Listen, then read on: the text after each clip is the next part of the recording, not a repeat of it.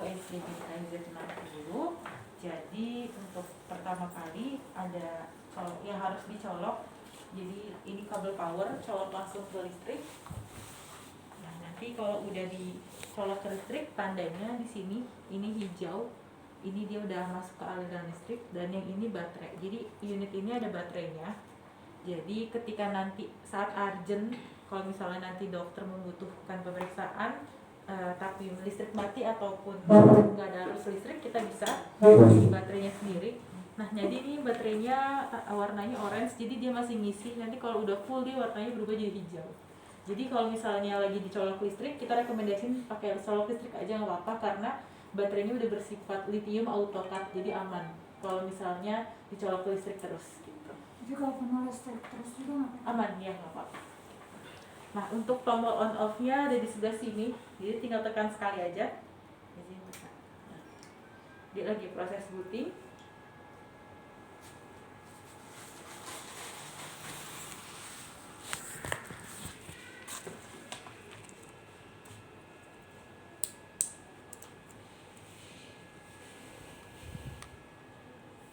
Kalau baterainya kekuatannya berapa? Kalau full, kondisinya full, dia bisa 75 sampai 90 menit scanning. Scanning itu artinya berjalan. Iya. Tapi kalau standby 90 menitan. 90 menit.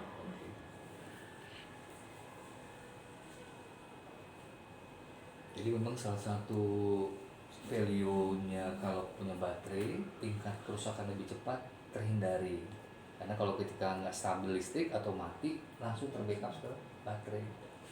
Nah kalau nggak ada kan dia ke perangkat elektroniknya langsung tuh.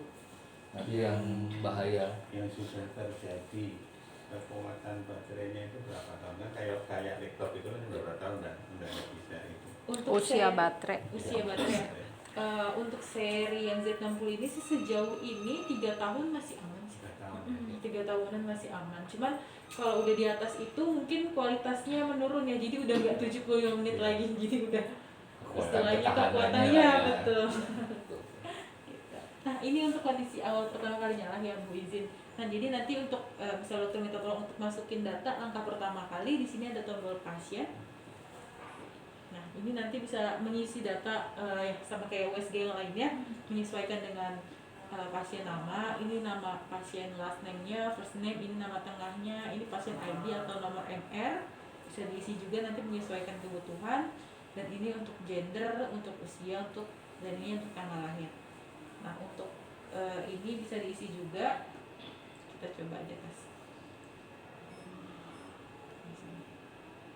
Ini diklik dulu set ya. Ini. Nah, kalau udah selesai semua, nanti tinggal langsung di OK aja.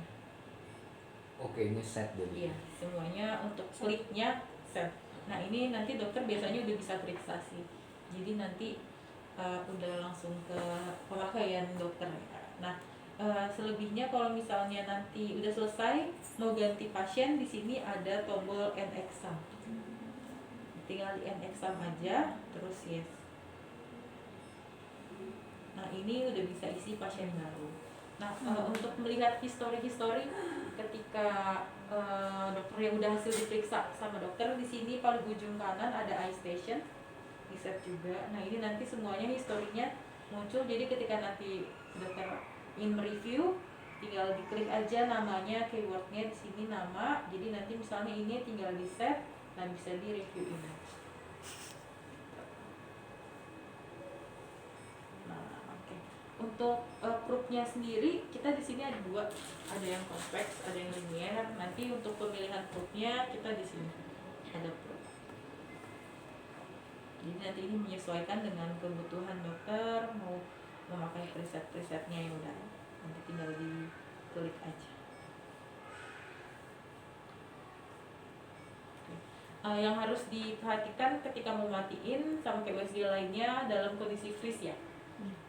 Jadi freeze-nya harus nyala baru bisa kita matikan. Nanti tinggal di shutdown. Nah, kalau misalnya ada jeda antara dokter satu atau dokter yang lain lumayan 3 jam, kalau nggak mau di shutdown, kita juga ada pilihan standby, bisa aja. Jadi nanti untuk proses bootingnya agak cepat, hanya 4 detik aja. Tinggal di mode standby aja, set, nanti ininya nyala ya kalau mode standby.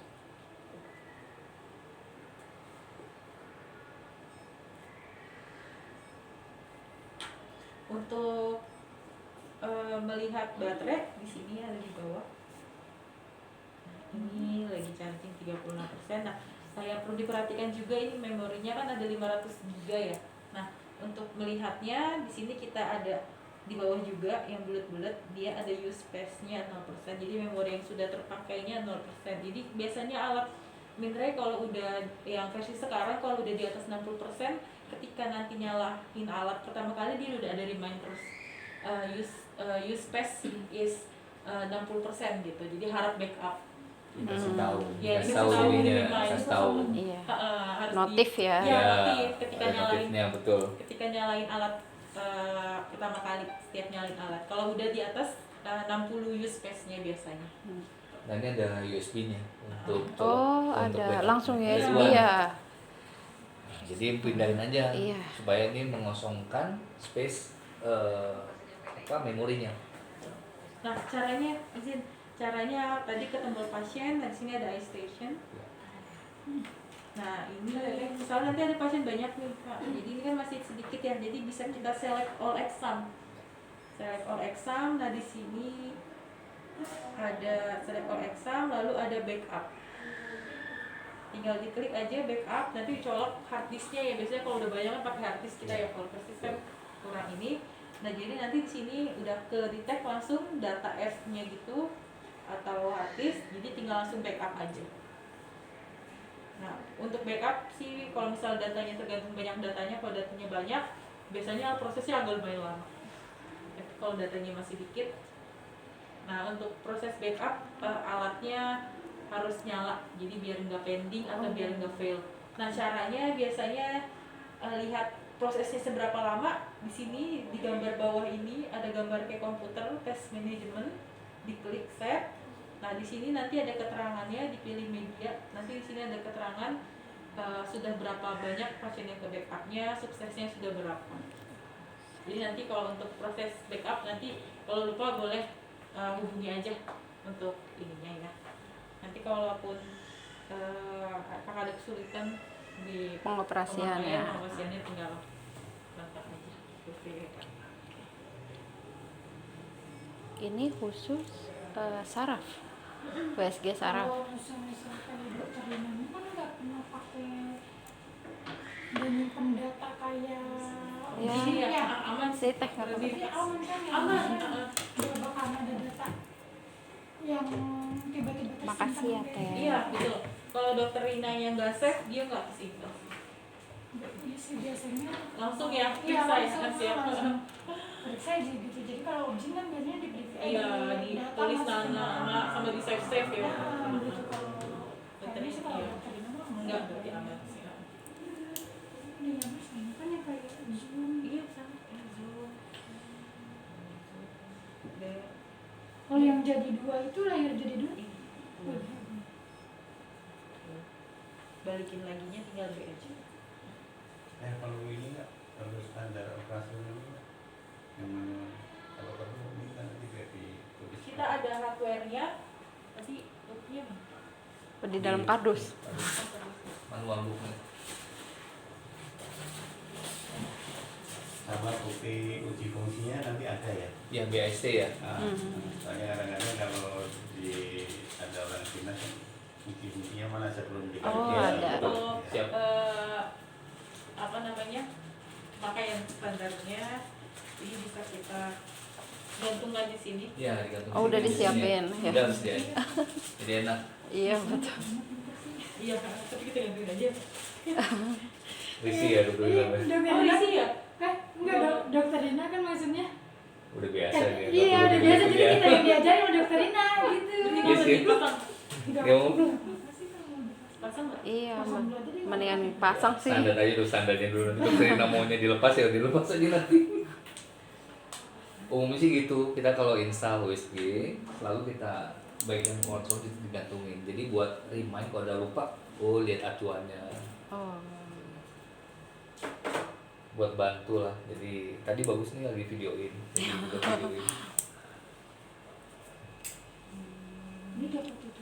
Soalnya biasanya SOP itu saya yang ketik, Pak. Standar operasional kayak gitu. Halo, Assalamualaikum, Dokter Ali. Ya, baru ini. Oke.